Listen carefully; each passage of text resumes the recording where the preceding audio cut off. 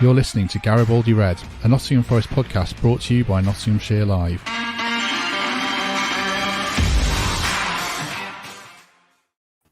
Hello, Happy New Year and welcome to the first Garibaldi Red of 2023 as we look back on Nottingham Forest 1-1 draw against Chelsea and ahead to Wednesday's game at Southampton, a very big one's preview indeed. To do that, joining me first of all, back with us is Michael Temple. Temps, hello, how you doing? Good, thanks, Matt. Good man, good man. Happy New Year to you and Happy New Year, Mikey Clark. How are you? I'm great, thanks, Matt. How are you? Yes, not too bad. Not too bad. A very enjoyable game yesterday, I thought. Just overall for you, Temps, as well, what did you make of it? I think it took us 45 minutes to work out that we were giving Chelsea far more respect than they deserved. I think they were quite an ordinary side in the end, weren't they? But we camped in our own third. We allowed them to have the ball. They did very little with it, changed the point of attack, everything through Thiago Silva at no kind of pace and didn't really threaten. I think if we're being kind, the halftime team talk was probably something along the lines of, okay, game plan's gone okay. Now it's time to go up a gear and try and force the issue. And for that first 25 minutes in the second half, it looked like an absolutely different side just from that change of mindset. We were busy, we were at them. We looked like the only team that was going to score at that point, and indeed we did. So yeah, I think if we made a mistake, it was giving Chelsea too much respect in the first half, because when it clicked in the second half, it was really, really promising, and we got the reward for it. Mikey, what was your mindset coming out of the ground? Yeah, hard to disagree with any of that. I thought it was a bit of a cliche game of two halves. I agree with Temps. Just too much respect first half, backing off into our own half. I understand that was the game plan. Their team on paper is scary. When I looked at it in the pub before, I thought, wow, we'll do well to take anything from this game. But as the game progressed, certainly into the early stages of the second half, we were by far the better team on the front foot, pressing higher up the pitch. I thought our energy and our endeavour was excellent, probably the best I've seen it all season. And to be honest, I was, of course, happy with the point, but I felt we could have got all three. I thought we were a better team, certainly in the second half. And it bodes well for the rest of the season. There's some massive games coming up, massive games.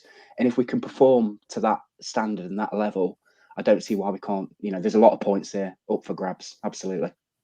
Would you both have taken a point from these two games, Man U away, Chelsea at home? I think I would, to be honest. Would you both have done that, Temps, first of all?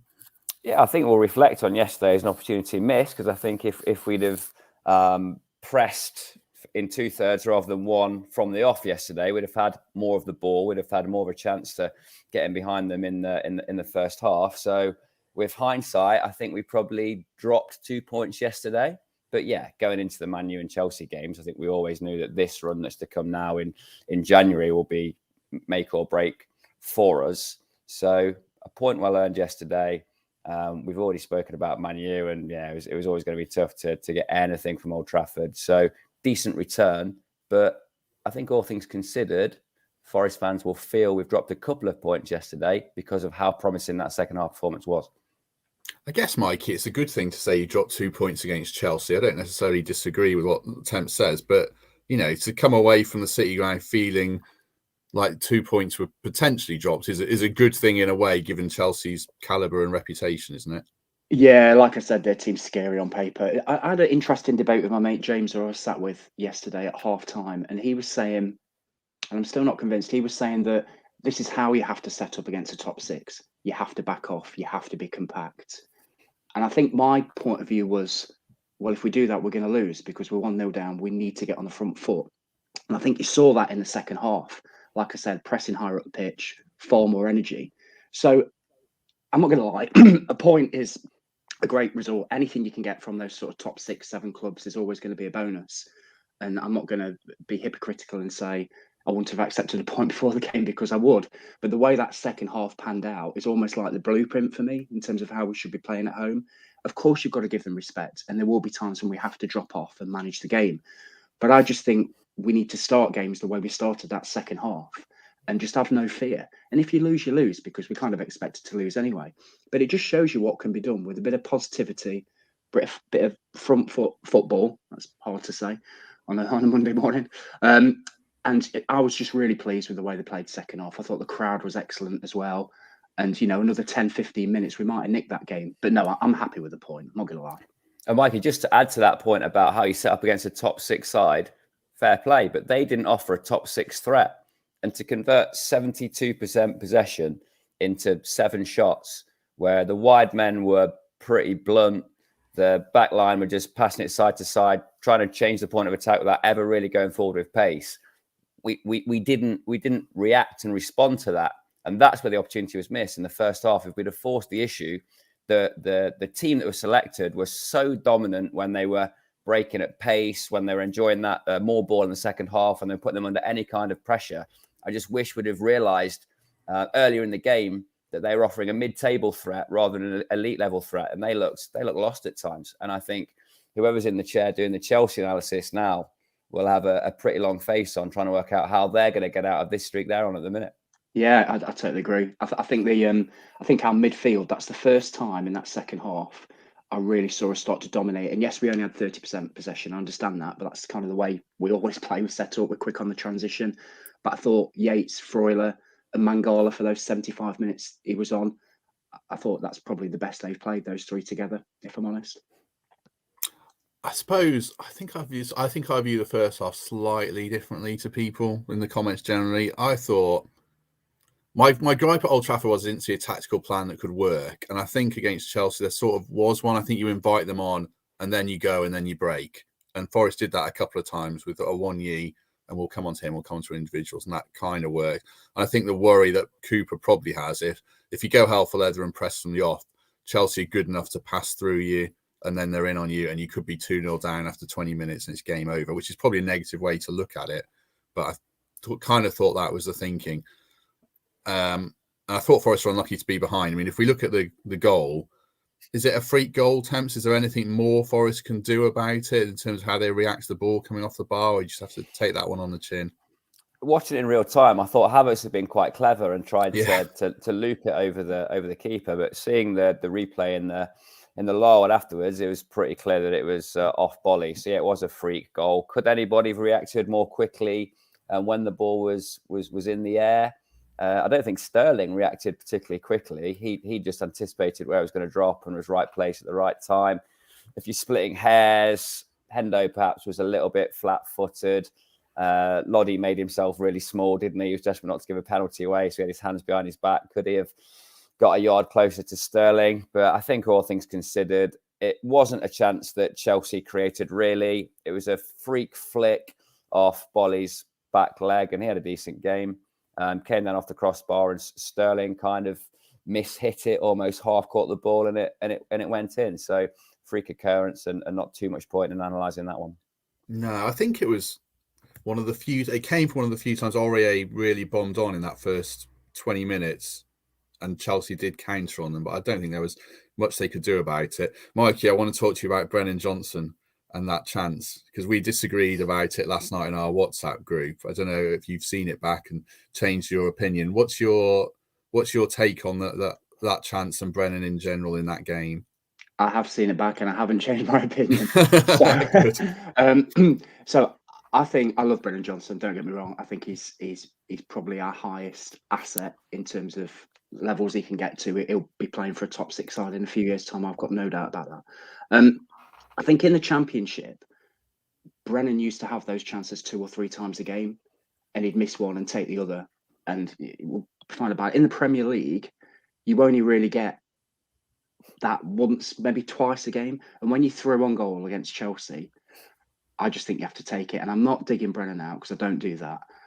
But I just think it's few and far between the chances you get against some of these Premier League sides, and we've got to be more clinical. And if that chance comes on Wednesday against Southampton, I'll still back Brennan to nail it. I just think, I said at the time, and I'm not going to lie, I said at the time, we're going to live to regret that, because I didn't think we'd get any more. And then the second half, he's through again. And I'm thinking, do you square it? And I think his sort of second or first touch made him forced to have the shot then, because I think he took it too wide. But I think the point I'm trying to say is we create only a few chances a game. And that's just a Premier League game. You know, I've watched a lot of Premier League football since I've been here over Christmas. And you get 1, 2, 3 chances a game, and you have to be clinical. So, like I said, I'm not digging Brennan out. I just think those things have come back and haunt them. And, going forward in games when he gets that opportunity again, him or Surridge or Ty, well, we've got to take him. If we get that on Wednesday, we have to go 1-0 up. I'm just being ultra critical. There's always things we can improve. Brennan's a young player and he's only going to get better. But in the Premier League, you have got to be clinical. You've got to be. Otherwise, you go 1-0 down. And when Sterling hit that shot in, I said to my friend, there you go. You've got to take your chances. And luckily, we were brilliant second half and we came back in the game and thoroughly deserved a point. But as the season goes on, if we get those chances, Matt, we've got to take them. We've got it. So I'll come to Temps in a minute. I didn't think that chance was as good a chance as you do. I think if you look at it, Gibbs-White, I've had the benefit of watching it 3 or 4 times on the highlights, so to speak. Gibbs-White through ball, Johnson's running where he's got to take it on his left foot, or it's an incredible touch. And I think Kukureya's done well, and I think Kepa's done well and taken up a good position. And Brennan hits it. And I don't think it's a clear one-on-one. And I think he's hit the target and worked the keeper on his weaker foot. Maybe he tries to check back and see if there's anything else on and, look to square it. And we'll come on to squaring the ball in a minute. But I don't think it's as bad as you. Temps, just on general in Brennan that game, and we'll come on to the second chance. Are you more with me or more with Mikey? Feel free to say whatever you want. Well, look, just to wind it a little bit, Brennan's production is not quite there in terms of goals and assists. We were treated last year to seeing him, it's fair to say, dominate the championship with his production. He carried a threat every week. He turned that into goals and assists. He's not doing that at the minute this year. So you move the debate again on, should he come out of the side, or is he doing enough in terms of the threat that he offers to suggest that he's going to turn a corner and start slotting goals and laying in his teammates? They were half chances because of the quality of the defending. And certainly with Thiago Silva's positioning in the second half, he kind of checked his own run to take up the perfect position to have him make a 50-50 call between shooting and squaring the ball at a point where neither was the perfect option. He was relatively wide. Silva was in the right spot, and Awani didn't quite get to the point where the square pass would have been the answer. I agree. Cucurella in the first half did enough to impact what he was trying to do. To win Forest fans over, he needs production rather than threat. He needs goals and assists, because I think if they're the chances that he missed, and in the same game he has squared one or he's bagged one, it's a very different conversation.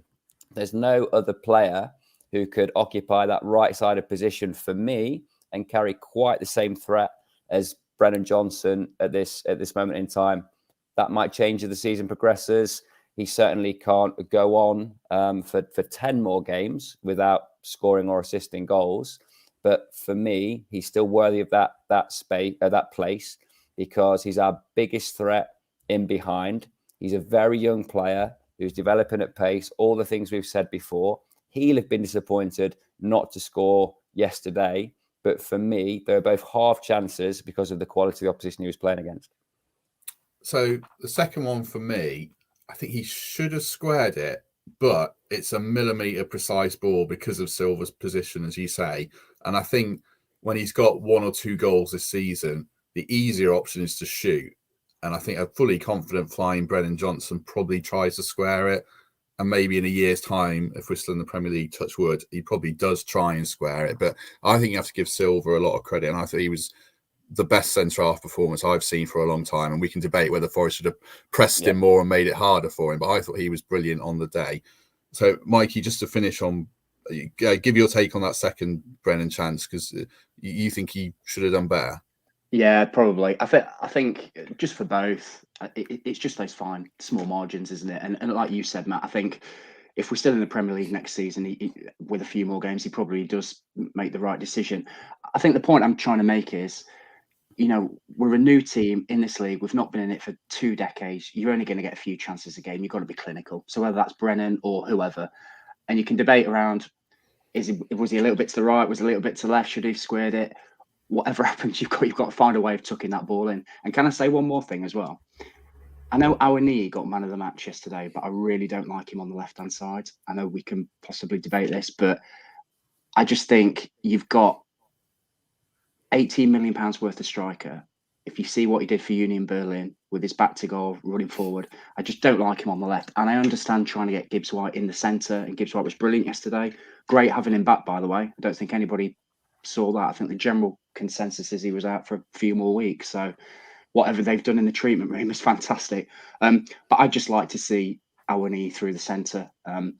He's got pace and power, so I can kind of understand him cutting in from the left. But you know, you pay all that money for a centre forward, stick him in the middle. But I'm sure that's probably a different debate that we can have. I know, we'll have it. Let's have it. I mean, one more point on Brennan I just wanted to make. I thought his defensive work was better yesterday. He got back and he supported Aurier second half. Forest had more problems defending the left-hand side than the right-hand side. I thought Brennan worked back quite well and did a solid job when he has deserved criticism for his defensive work. And I'm not saying he's brilliant, but I think he made progress in that area. Awani, I mean, I agree in principle. I'd much rather see him in the centre. But in this game, Temps, I thought it worked quite well. You had Koulibaly on toast trying to run that channel between them. And I don't think they wanted him up against Thiago Silva because he's just too smart for Awani and every other striker that we've got. So to play on Koulibaly and give him those troubles, I didn't mind it this game, but I agree with Mikey in principle that I'd rather see him down the middle long term. What about you?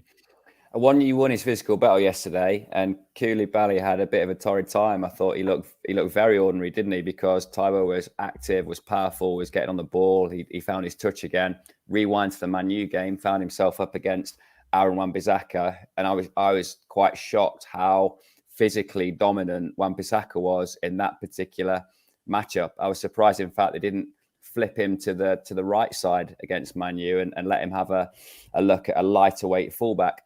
Now, to explain why he's playing Awani on the left, we have to look at what he wants to do with Gibbs White. So shocked us all that he was back in the side yesterday, and he played him as a false nine. So trying to occupy a central defender, but actually when in the break, dropping in quite deep to try and get on the ball earlier in the attack and be the one that dribbles, drives at them, finds the pass, brings others in, has a shot from the edge of the area, which he did superbly well. For that system to work, playing Gibbs White as a false nine, you have to create space by playing the other strikers in off the left, in off the right, as we did with Johnson and Awani yesterday. But he can play off the left if he's going to win the physical battle, affect long aerial balls, bring others into play, hold it up, make the runs, as he did yesterday.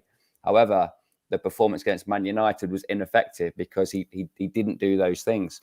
So we saw the best of Taiwo yesterday in a physical sense. He was better on the ball. He carried far more of a threat. But if we had have put him as an out-and-out nine, it would have stifled what Gibbs White was doing in that role that he was briefed to do. So in isolation, where's his best position? Where does he want to play? Yeah, he wants to be right at the top of it, doesn't he? He wants to be playing through the centre as an out-and-out nine. But that would have countered what we found to be a really effective tactic yesterday with Morgan Gibbs White.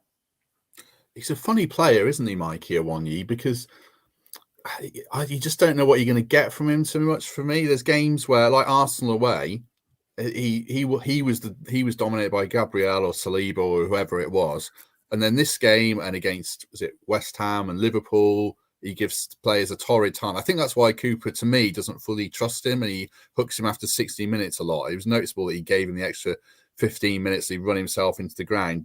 Do you think it's kind of those performances we saw yesterday that'll earn the trust of the manager, even if he didn't get the goal yesterday? Yeah, nicely said. I agree with all of that. I think it's, he's learning about this league just as the players are, just as the coaching staff is, just as, some of the fans have never seen us play Premier League football. So we're learning as we go through it. And I think Awani is symptomatic of that. So he's going to have games where he bullies the defender like yesterday and he runs the channels and he looks big and he looks strong. And you're thinking, that's why we paid the money. Look at him hold that ball up, look at him run the channel and push those defenders back.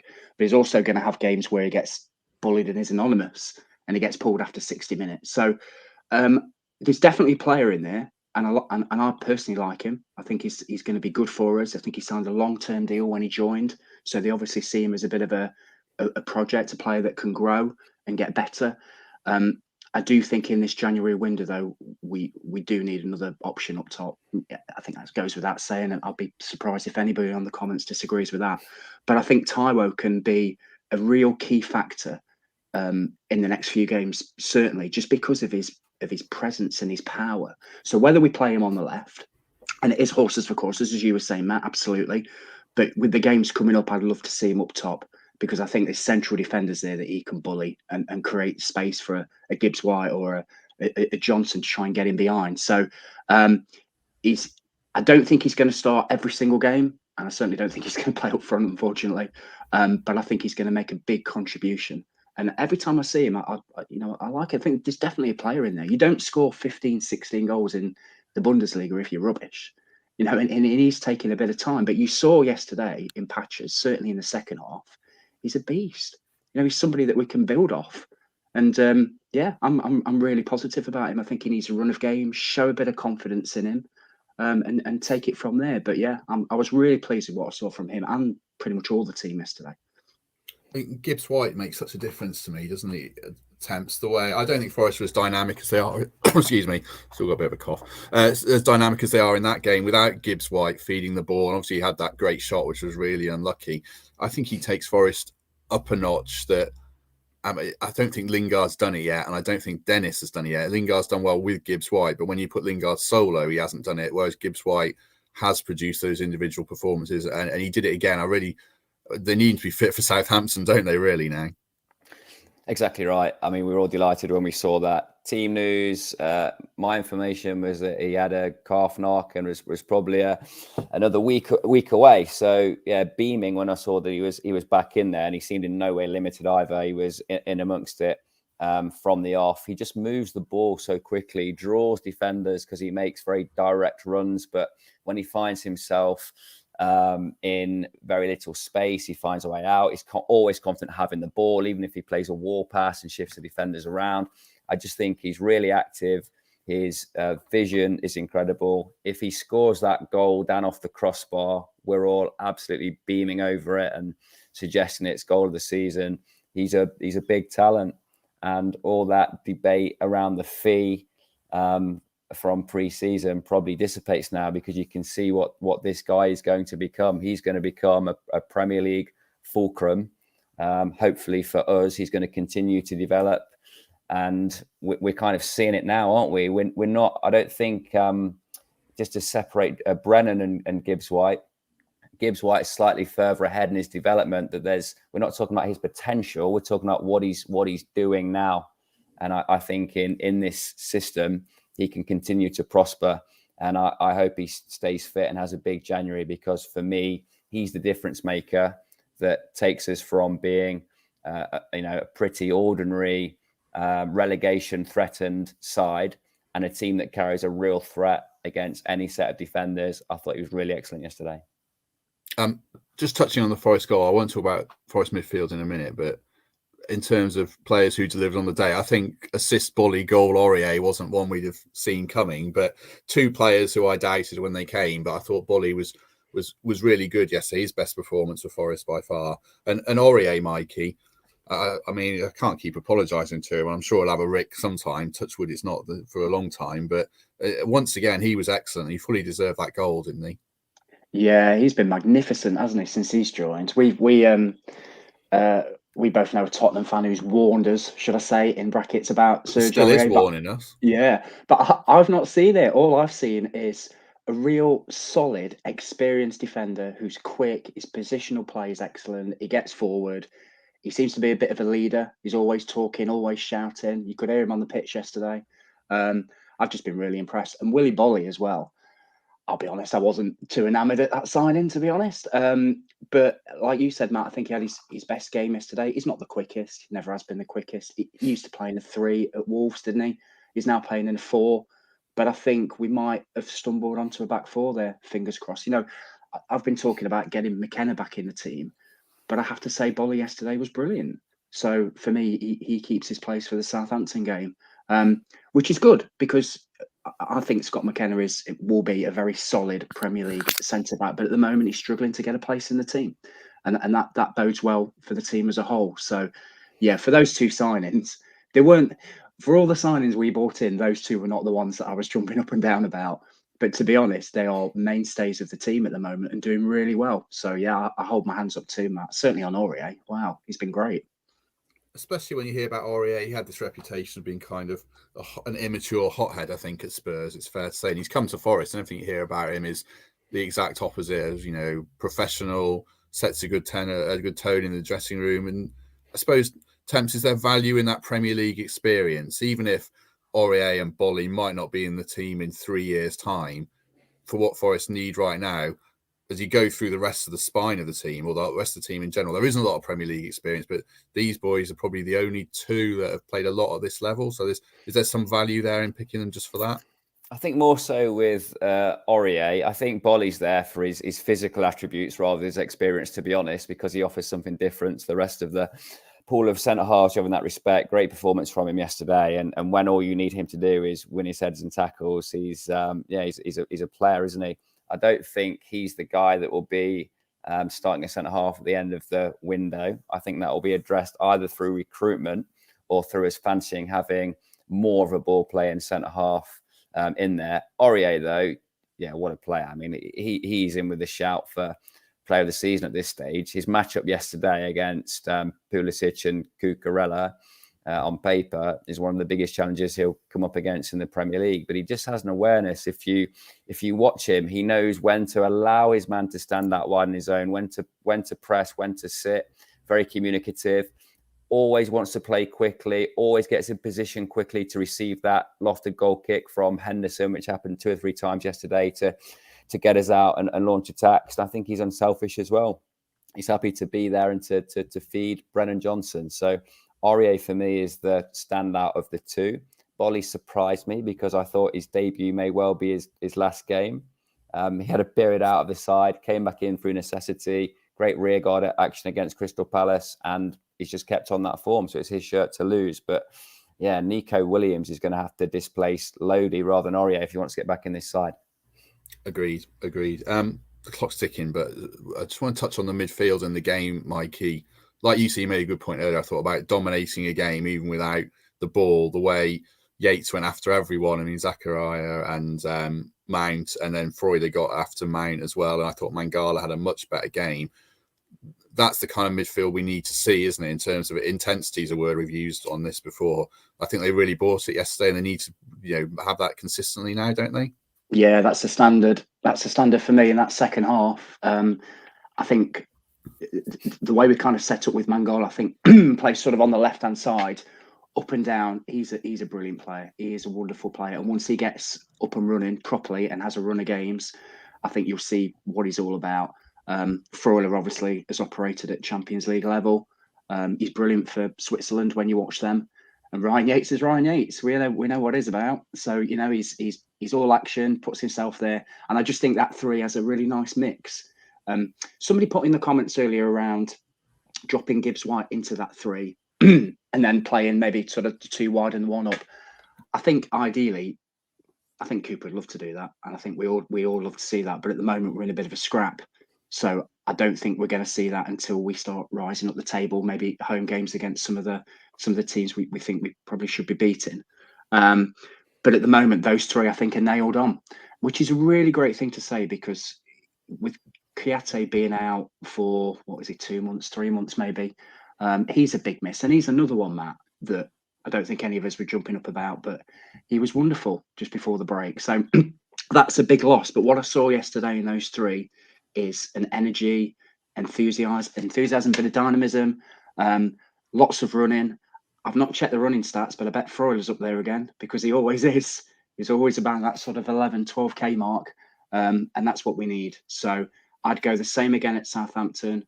Those three guys in midfield, they seem to be creating a little bit of a unity there and an understanding with each other.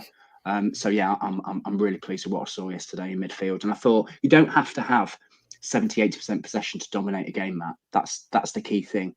If your positional plays right, you drop off and you press at the right times and you force the guys into errors, possession's irrelevant. I've always said that. It's the score and the flow of the game. So we're never going to have 60-70% possession in games, and I'm more than happy with it being that way. But I think those three are the way to go in midfield, certainly. There's a comment I'll put up from Richard here, which I think is interesting. I mean, I've often said this, the Henderson comparison in a different way. I've said that before. I agree with that, but Temps Yates in the Premier League, it's interesting. He does seem to enjoy it because I think he recognises he's not the best player in the league, but if he's a niggly player, insert expletive, he can get about these players who might not be used to the approach that he's bringing to the party. He's kind of found a niche, hasn't he, in terms of just being an agitator to go with some quality as well. Yeah, he brings a bit of that championship dogfight to the Premier League, doesn't he? And he still kind of considers himself to be free to go and kick folk until he gets that first yellow card. I thought he wasted it a bit yesterday by rugby tackling someone right in front of the referee. The referee was very poor yesterday, in my view. But yeah, Yatesy is all energy. I think his poise is improving now. We've never doubted him. Defensively, we've never doubted his work rate and his fitness. He's a true 90-minute footballer, and he is benefiting, I think, from playing alongside Freuler and Mangala, who are comfortable on the ball. But also, he's finding quicker passes in his own right. I think if you analysed him last season, he was able to have that extra touch and looked more like a ball-playing midfielder because of the space that was there in the Championship. You're generally playing against a central midfield three from a central midfield three at this level, and that means there's a lack of space and you have to move the ball quicker. I think that's the bit that's being added to his game now. He's still shining for me in this team. He's not just doing the dirty work. He's had to introduce other facets, but yeah, there's no scenario for me in which Ryan Yates gets dropped anytime soon. I think he's on 4 yellow cards, so he might be suspended. I need to check this. I think if he picks up a booking in the next game, then he'll get a 1-game ban. So that's off the top of my head. I think I need to check that. But yeah, that's his only way of getting out of the team at the moment. Let's look ahead to Southampton then. Obviously, this has been a very positive conversation for 32 minutes. They need to go to Southampton, Mikey, and play a lot better than they have been on the road, even if whether we come on to whether they win the game or not, but they've got to elevate their performance level significantly away from home now, haven't they? And this is a good opportunity against a team that's absolutely dire at the moment. Yeah, they do. It's a big one. I'm not going to lie. I think at the start of the, I think if you look, we're not even halfway through the season, are we? But some games have a big feel about him, and this is absolutely one of them. They've been really, really struggling. Obviously, changed their manager, changed their approach. I looked at their team on paper before we started. Doesn't frighten me at all. So it's a great opportunity for us to go there, assert ourselves, and just be a little bit more positive. The challenge we've got is away from home. We're really, really struggling. We can't seem to hit on a way of playing or a formation or personnel which gets us a goal for starters, gets us in the lead or gets us a foothold in the game. And the old issue that we've had of 1 brings 2 brings 3 is still rearing its head away from home. So as much as I think let's go there, we're a better side than them on paper. If we go 1-0 up, their crowd aren't going to be very happy. Let's go there and attack. There's also a school of thought that says we have to stop this rot away from home. Would a point be a bad result? Do we try and keep it tight? Do we play Tyrone on the left? I'm just throwing it out there. And is a draw, even a 0-0 or a 1-1, a bad result? I don't think it is, because like I said, we're still early in the season, but this game does have a huge, huge feel about it. And what a boost it would be if on the back of a great second half performance against Chelsea and taking that point, if we did go down south, pick up the 3 points. And then if you look at the run of games we've got after that, they are, in brackets, winnable games as well. We could find ourselves, positive thinking here, really pushed up that table. So it's one to go with no fear, but I think the first goal is going to be big. If we can get that first goal, that sets the tone, that shifts the momentum, that changes the atmosphere there. I just don't want to see us go 1-0 down. But then you can't approach things with fear. You have to go there and say, do you know what? We're better than these. We can go for a win. I actually think it'll be a draw. I think it'll be probably a very poor game. 2 teams probably not wanting to make that mistake to go 1-0 down. Wouldn't surprise me if it's 0-0. But let's hope we can go there and nick something, because like I said, if we win there, you're on a roll then, aren't you? If you look at the games coming up, positive mood. Let's just go and give it a go. But I'm hopeful, but it's big. It's really big, Matt. What's the game plan for you then, Thames? Because Cooper in the Championship, I think, attacks the game and really goes for it. And there's a temptation to, as Mikey say, go after the goal and really get their crowd turning on them. I mean, they turned on them in Nathan Jones's first home game, so I think they're out for blood there. It doesn't sound a happy camp. But Cooper in the Premier League is a lot more pragmatic on the road, especially. What would you like to see Forest do? Southampton have lost 5 Premier League games. I think they snuck past Sheffield Wednesday in the Cup on penalties, and I think they beat Lincoln in the Cup 2-1. They've got no form whatsoever. So my game plan would be to sit the boys down, have them watch the first 25, 30 minutes of that second half yesterday and say, we're not just going to beat these, we're going to grind them into the ground with no mercy and come away with nothing less than 3 points and get ourselves out of this bottom 3.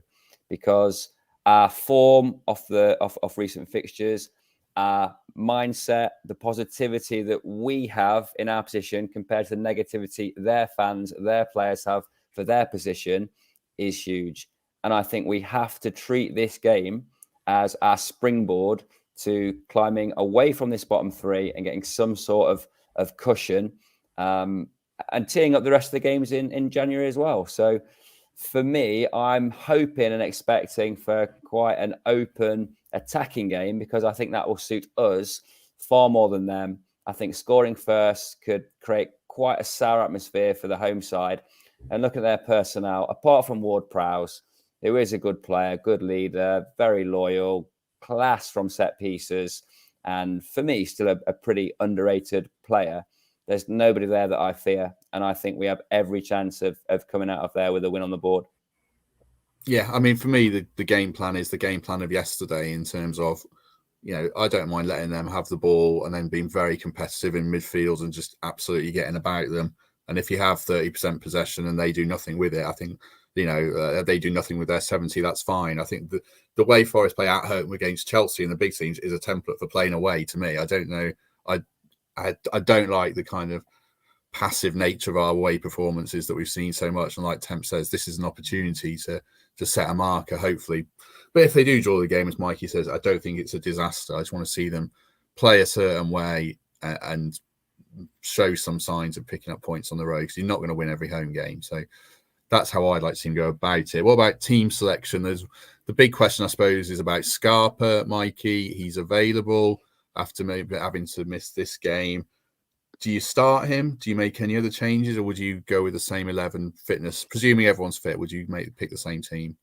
Before I answer that, we need to get Temps in the dressing room for the pre-match talk. None of my, let's take a point. Temps is like, no, we're going to go there. We're going to murder them. Yeah, none of my pragmatism. In terms of the team, it'd be very difficult to change the team that did so well in that second half at Chelsea. So what I would do is tweak it slightly and have Taiwo as the central striker, even if that means putting Gibbs White on the right hand side. Those 3 can rotate; it's not a problem. But I wouldn't mess around with anything at all in terms of that starting 11. I think for Scarpa, it's difficult because I don't know much of it. I've seen him and I've watched him play. There seems to be a lot of hope for him, a lot of buzz around him. Seems a genuine. I think everybody's met him, apart from me and Temps, I think. But it seems to be a really nice guy. He's obviously very well respected. He's at that age where he 28, 29, seasoned professional, although he's not played in the Premier League before, but was ripping up Brazil by all accounts. I don't think he's one that we chuck in, but he could make an impact from the bench, maybe even in Wednesday's game. And I think that's born of the fact that obviously Lingard is out. We've got a few other injuries as well. If you looked at the bench yesterday, didn't look the strongest in terms of options. So I think there is a place on there for him to make an impact. I'm trying to think of a scenario where he'd come on, maybe if it's level, 20 minutes to go, or maybe if we're 1 down, to try and change his shape a little bit. But I think you said it in a previous episode, guys, where drip feeding him in, I think is probably the way that they'll go. So I don't expect him to start many games, but I think he might feature. So that's a positive, and we don't really know what to expect, which is exciting in itself, really. What about you, Temps, for team selection? Yeah, I wouldn't change anything. I got hammered in some of the comments last week when I said that Dennis was probably marginally ahead of Scarpa in the depth chart at this point in time. From what we hear about what's going off at the camp, Scarpa's impressing the boys in training, and he'll get his opportunity, but he won't start the game. He'll be introduced from the bench, and then he'll have a chance to earn a shirt. And look, if he does have an impact from the bench, he'll force his way into this side.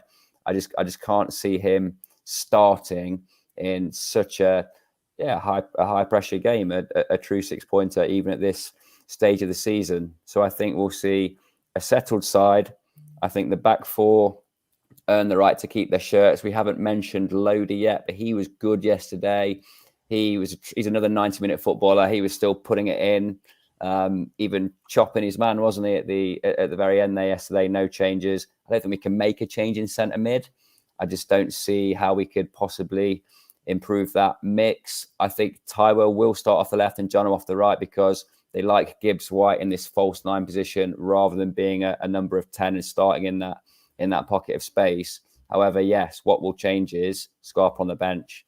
And will there be a scenario in which we find ourselves level after 60 minutes and think that his spark can be the difference? And nobody would be more pleased than me if he is.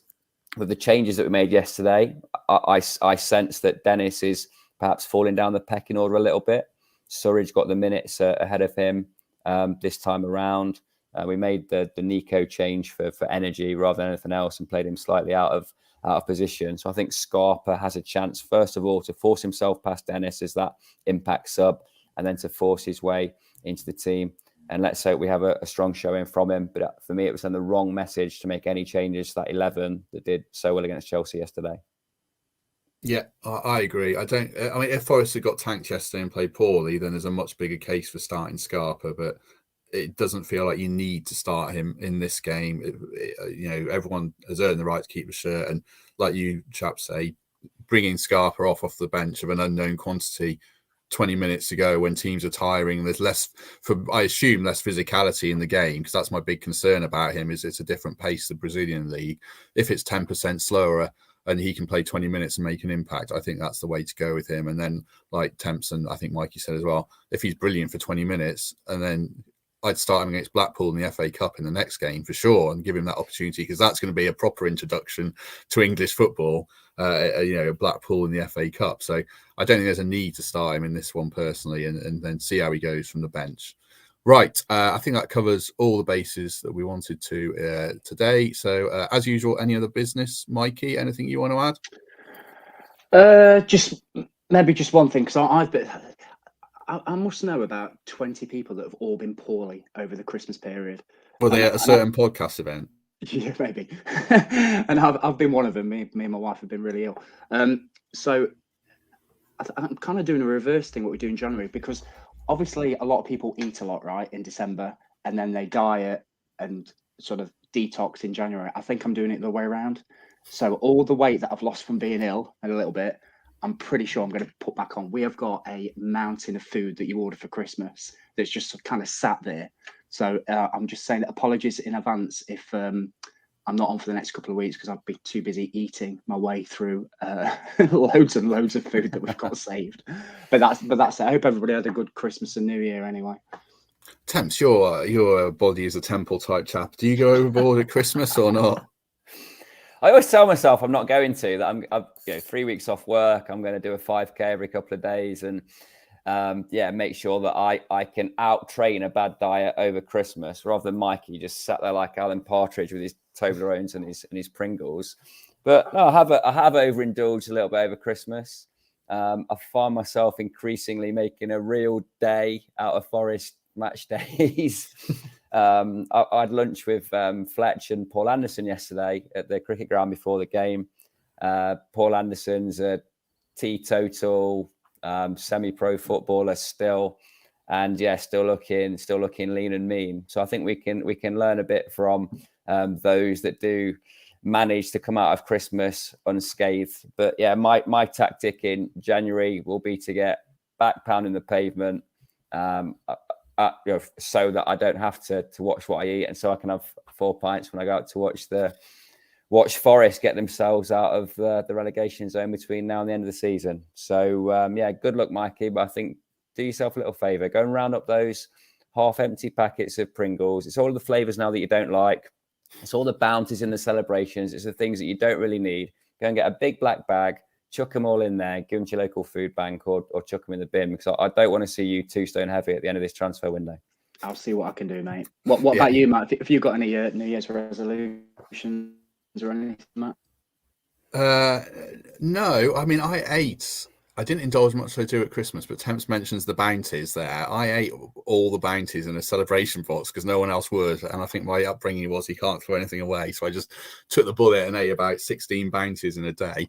But no, not too much for me. I'm trying to be healthier this year. Temps, did you have any other business, by the way? Did you want? I didn't give you the chance to make any points you wanted to, or you've just got me thinking about lunch now. To be honest, mate, I'm taking a little glance over towards the fridge. So no, everyone's had enough from me. Merry Christmas, Happy New Year, and yeah, thanks for everything this year, fellas. Really enjoyed the podcast and look forward to the back end of this season. Yes, we'll be back after the Southampton game. Back to normal in terms of guests. Gary's on board for that, and then I think it'll be Greg, and then Temps, Mikey, and Greg will rotate as normal. So normal service resume there. Last thing I wanted to say, I see negative headlines about the club and the fans, and I think it's disappointing. The Chelsea Rent Boys chants, people picking up on it. So much good stuff has been said about Forest fans, quite rightly, in the last year. And I think there's better things to chance and make the ground a hostile place in 2023. So it's disappointing. I feel this is like a culture wars thing where half the people are going to say I'm a snowflake and all that kind of stuff. But I think there's better ways to go about supporting Forest than that. So hopefully that doesn't happen again. And it'd be nice to see fans making positive headlines for, 100% of the time, as Forest fans have been so brilliant for the last year or so, especially. But in general, we know how good they are. Right. We'll leave it there. As you say, Happy New Year. Thanks for everyone who's listened and commented, positive and negative, a few negative comments as well about what we're saying. But that's fine, because obviously it's all opinions and people are very welcome to disagree with what we say. Right. Mikey, thank you very much. Yeah, thank you, Matt, and Happy New Year, guys. Temps, you've already said thank you and Happy New Year, but I'll let you say goodbye as well. Thank you very much. Thank you and Happy New Year. And to everyone else, and we'll see you after the Southampton game, where hopefully we're talking about a much improved away performance and result. Have a good week in the meantime, everyone, and we shall see you soon.